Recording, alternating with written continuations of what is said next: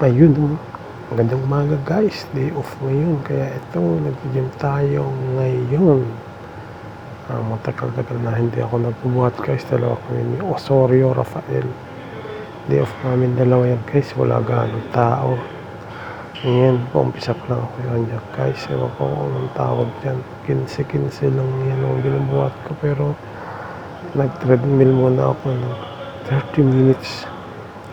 Ay grabe, ang sarap ng pawis guys, tagagtak hanggang sa matapos ako ng isang oras lahat.